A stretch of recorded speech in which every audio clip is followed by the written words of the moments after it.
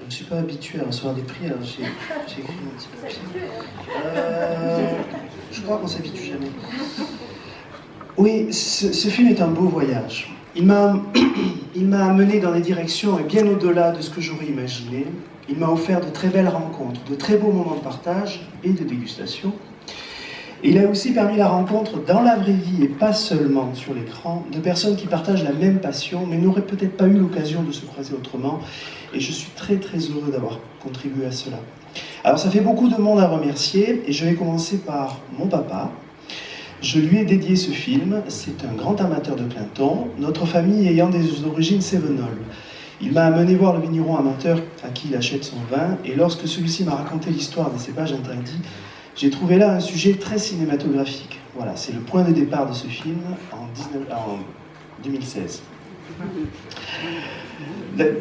Oui, d'ailleurs je dois confesser que je n'étais pas à l'époque très fan de ce vin de Clinton. C'est tout simplement parce que je n'avais pas compris quelle était sa singularité et qu'il ne fallait pas que j'attende qu'il ressemble à un vin classique. Voilà.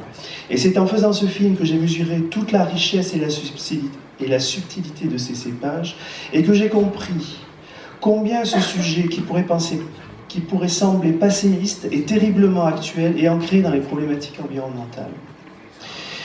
Je voudrais remercier et souligner l'importance et la préciosité de toutes les personnes présentes dans le film et celles qui ont été coupées au montage, parce que ça fait beaucoup, j'ai rencontré vraiment beaucoup de monde.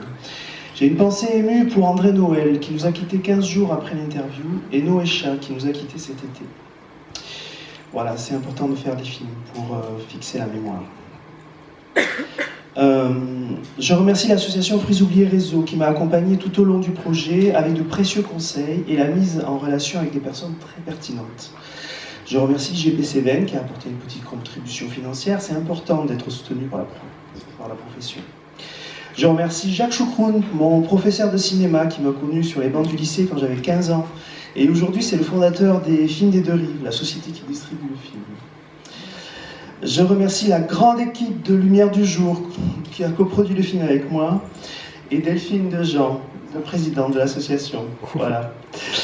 Et pour finir, je remercie enfin vraiment beaucoup Eno Vidéo et les membres du jury qui, en décernant ce prix, apportent au film et à sa diffusion un soutien inestimable.